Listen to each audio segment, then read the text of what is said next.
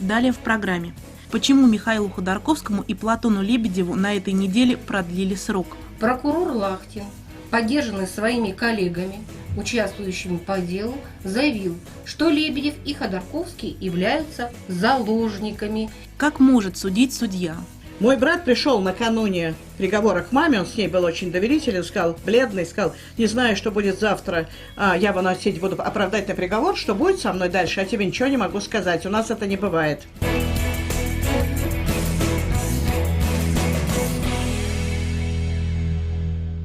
Совершенно ясно, что аргументов у обвинительных настоящих, у обвинения нет. Я это вижу, доказанности нет. Если в этих условиях будет вынесен обвинительный приговор, это окажет разлагающее влияние на атмосферу в стране, именно на атмосферу в стране, ни более, ни менее. Вы работали в комиссии по помилованию при президенте Ельцине. Да. Затем с комиссией по помилованию случилась известная история. Большинству подавляющему неизвестная. Меня спрашивают, до сих пор спрашивают люди, ну как там в комиссии по помилованию? Я говорю, разве вы не знаете, что она ликвидирована в 2001 году? И что с того времени у нас помилование практически прекратилось. Вот президент Медведев недавно, впервые за много лет после предыдущего президента, помиловал какое-то количество людей. Что мешает президенту Медведеву воспользоваться фактически своим правом? Не берусь судить, пока, во-первых, рано. Знаю одно, что когда было сказано предыдущим президентом, что недавно совсем, кстати сказать, что помилование может быть произведено только в случае, если признает свою вину подсудимый, вот тут уж я точно могу сказать, из практики 7-летней, у нас было 2/3 юристов, если половина или 2/3 в комиссии, мы это обсуждали для того, чтобы полностью корректно действовать и твердо и ясно. И что доказано, что для этого не нужно. Мало того, человек вообще может не сам просить о помиловании, а за него могут просить его родственники, вот за него могут просить общество. Известно ли вам отношение Бориса Ельцина к помилованию? Статья в Конституции говорит, президент РФ осуществляет помилование. Мы были частью этой статьи, техническим приспособлением И он, конечно, у нас бывало от 7 тысяч до 12 тысяч в год. Многие у нас не понимают это. Помилование не относится к юридическим делам. Право, юрисдикция сказали свое слово, когда последняя кассация прошла. Когда приговор вступил в законную силу. Да, после этого уже... Дальше это вопрос этики. Это этическое решение, которое делается по совокупности обстоятельств. Прокурор Лахтин устно ходатайствовал о продлении срока содержания под стражей. Но то, что устно, это полбеды. Какие мотивировки он привел на этот раз? Вы знаете, мотивировки, как он сам и сказал, я повторяю его, цитирую, аналогичные. Что значит аналогичные? Это те доводы, которые были приведены в августовском ходатайстве о продлении срока содержания под стражей. Но помимо этого были озвучены два, как мы считаем, новых довода. Это явно открытая угроза в адрес подсудимых.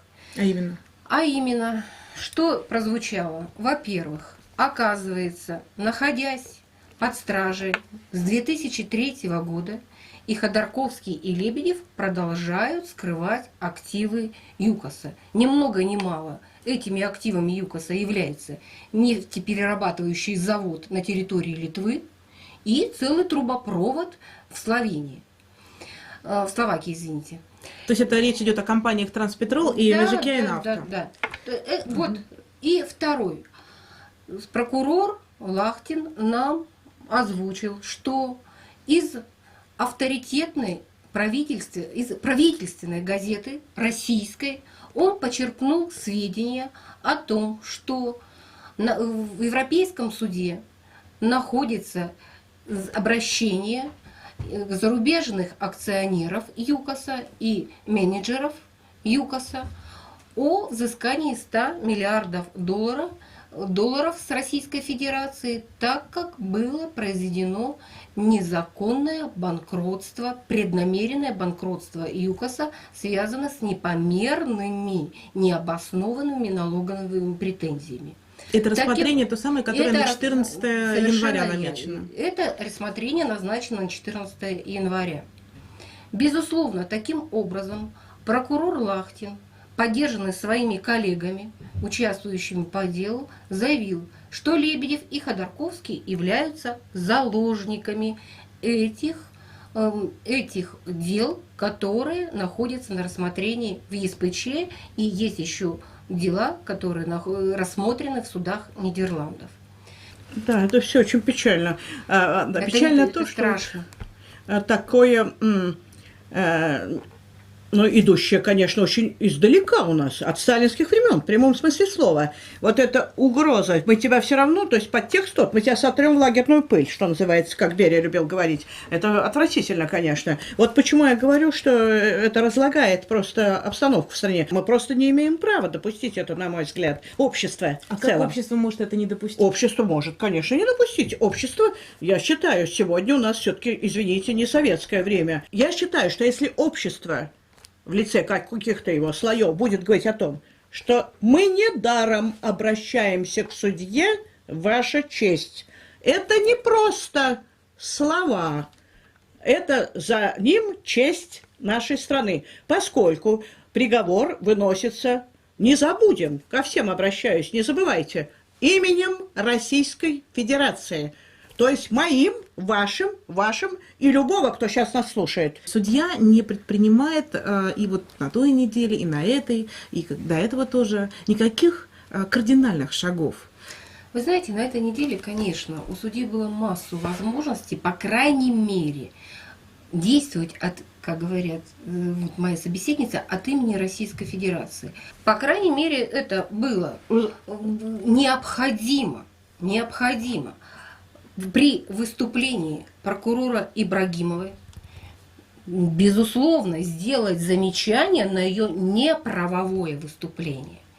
Дальше, на этой неделе судья Данилкин, наконец, вынес постановление и продлил срок содержания под стражей.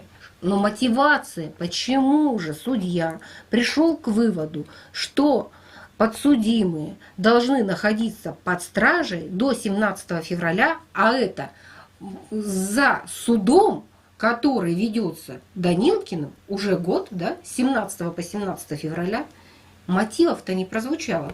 Я хочу сказать о том, что возможно делать судье. Я видела это в своей собственной семье. И я узнала сначала от мамы, а потом мне рассказал брат через много лет сам. Будучи судьей военного трибунала в московском гарнизоне, он столкнулся с первым своим делом.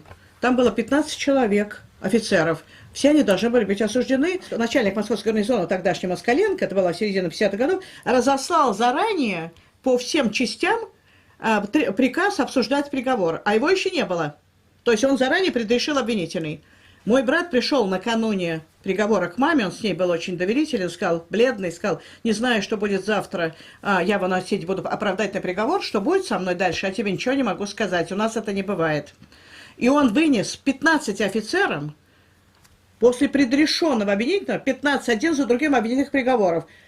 И каждый кончался освободить в зале суда. Их жены падали в обморок. А когда он вышел из комнаты совещательной уже после этого судейской, пошел по коридору, седой майор встал перед ним на колени с обнаженной головой. Он сказал, не делайте этого, сказал мой брат, встаньте сейчас же. Я ничего не сделал, кроме того, что следовал закону. Я искренне уверена, от общества очень много зависит, потому что на суд, я считаю, сейчас давление сверху не оказывается, это мое мнение. Но судью никто не давит.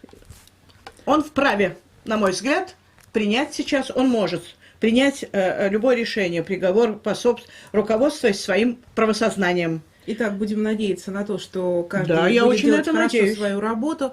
Я хочу поблагодарить вас за то, что вы пришли сегодня к нам в студию. В заключение хочу вспомнить слова Михаила Ходорковского, который надеется на то, что ключ к объективному и законному решению его дела находится здесь, в России. На следующей неделе наверняка будут допрашиваться очередные свидетели, и мы услышим новые заявления, о чем обязательно поговорим здесь, в этой студии. До свидания.